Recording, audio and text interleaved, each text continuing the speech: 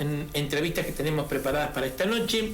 Le voy a dar la bienvenida a Fabio Piricho. Fabio, ¿qué tal? ¿Cómo estás vos? ¿Cómo andás? Buenas tardes, ¿cómo estás, José Luis? Bien, todo en orden. Muchas gracias por venir. No, gracias a vos por invitarme siempre y bueno, a la audiencia por escucharnos. De eso se trata. ¿Qué tema has traído hoy para compartir con nosotros en esta noche? Mira, hoy vamos, siguiendo la secuencia de lo que hablamos de las primeras estancias, vamos a hablar un poco de los saladeros, que fue la primera industria de la carne, porque lo primero que se aprovechaba era el cuero y el cebo, y la carne se aprovechaba en un 20%, un 25%, el resto quedaba todo a merced de los perros y los animales salvajes, era un desperdicio. Con la venida del saladero se empezó a dar un aprovechamiento a la carne. Y el saladero empezó el primero en Colonia del Sacramento, en la banda oriental del Uruguay, un poquito antes de 1800. Y siguieron hasta 1855 que apareció la refrigeración. Esa fue toda la etapa pujante de los saladeros, que fue una industria muy importante, ya sea para cuando fue virreinato, y también cuando fue ya la República Argentina, digamos, porque durante la colonia también se usaba el saladero, porque la principal consumidora de carne era Inglaterra. El tema es que no había forma de conservarla. La forma primitiva de conservar la carne fue el charqui siempre, que era cortarlas en tiras y dejarlas a secar, y después se salaba. Y el tasajo es algo muy similar. Lo que pasa es que se corta la carne, se sala, después eso se lava y se vuelve a salar para conservarla y mantenerla durante un tiempo determinado. Eso fue lo que hizo el saladero, usar la forma de tasajo.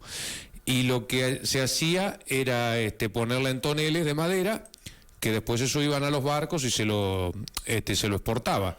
La principal compradora, como te digo, fue Inglaterra. Entonces ya ahí teníamos la ganadería como la actividad más importante, o sea que los estancieros y los ganaderos eran la política y económicamente eran las personas más influyentes, porque tenía la producción de cuero, de carne, y los derivados también, porque el cebo se usaba, ya todo eso se venía usando. Y después a esto se le suma el ganado, la tierra, el pasto, y además la mano de obra. Porque en otra etapa también, que estamos hablando ahora en esta etapa, ¿quién participó? Participó el gaucho en el trabajo, porque había que hacerlo, la forma de matanza fue siempre primitiva.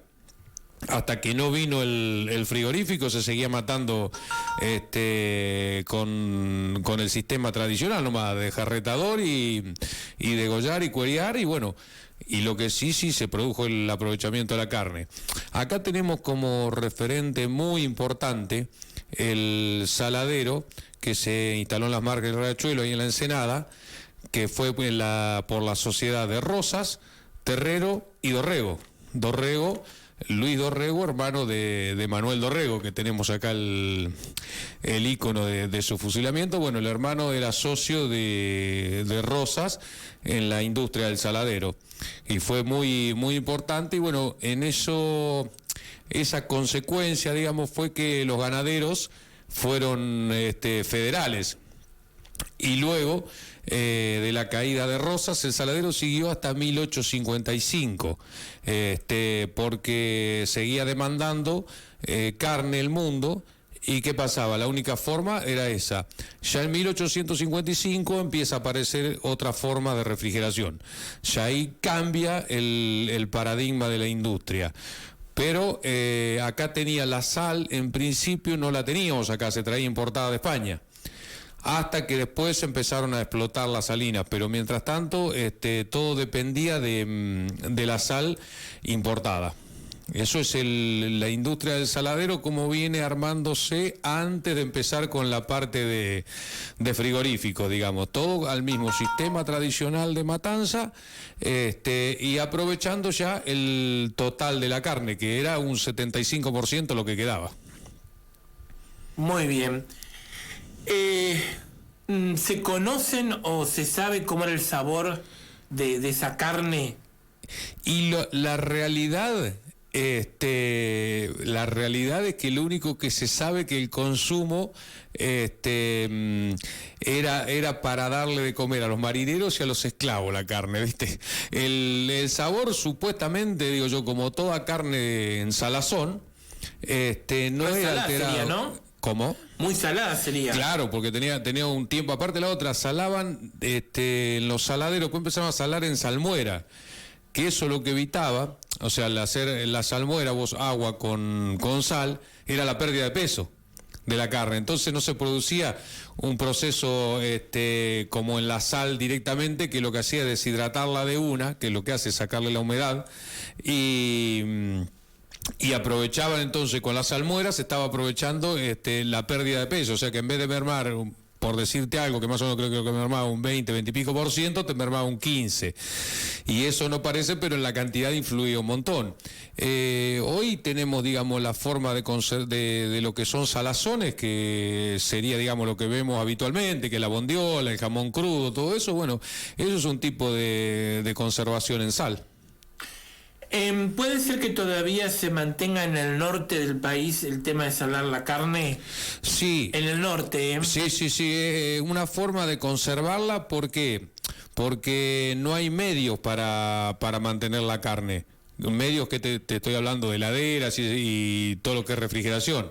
Entonces, en los lugares que no hay, ¿qué hace? La única forma de mantener, digamos, la carne para aprovecharla es, una parte la cocinan, ¿no es cierto? Y lo que queda, pero tenés para dejarla un día o dos a lo sumo. Y la otra parte se sala, y entonces vos la vas con la sal, le producís un proceso de deshidratación, que lo que hace es sacarle la humedad a la carne, y la mantenés tipo fiambre, para describirlo de una forma más didáctica, como es una bondiola, un jamón crudo, como dijimos recién. Esa es la forma de mantenerla en el estado de charqui. Ahora he visto que algunos dejan que la carne pase unos cuantos días, tal vez 30, 40, 50 días, y después la hacen. La carne, ¿cómo dejarla sin salar? Claro, en la heladera, o sea que tome toda esa forma marrón que va tomando la carne por la falta de uso, la falta de consumo, y después hacen esa carne. No, lo que se hace es salar ahora en frío. O sea, la salan adentro de la heladera, la meten dentro de la heladera, pero con salmuera. Entonces, con el frío y todo lo que produce es la deshidratación más lenta y menos pérdida de peso. Y eso sí te demora. Después el total más o menos sí es eso, pero 30, 40 días. En el caso de las otras salazones, por ejemplo, el jamón crudo que se hace entero, digamos, con hueso, pero ya no es muy habitual. Eso sí te lleva mucho más tiempo. Y es un proceso un poco más complicado. Si viene a salarlo igual, pero hay que quebrarle el hueso para que salga el líquido que tiene adentro y no se produzca malograr la salazón. Eso es lo que tiene. Pero ya se ha dejado, no se hace, prácticamente no ves la pata de jamón colgada, ¿viste? No, ya no se hace más eso. Ya directamente lo cortan en trozos, lo salan y va más rápido, ¿viste? Porque el proceso de tiempo de un jamón salado con el hueso demora entre 4 y 5 meses, ¿viste? Para poder estar en estado de consumo. Y lo otro, en 30 días está listo para... Claro, ya lo tenés. Claro, no se le da mucho tiempo. Bueno, Fabio, te agradezco que hayas venido en esta mañana.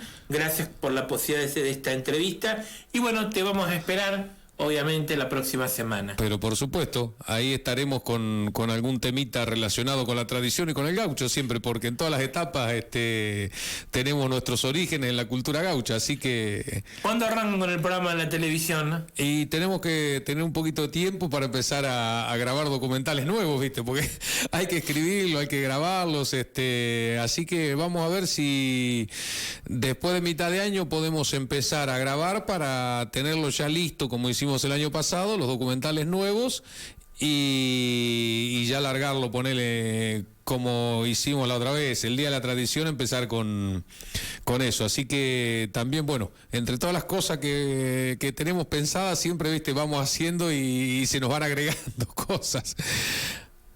Gracias, muchas gracias por venir en esta noche. No, gracias a vos, Gracias. José Luis, por invitarme.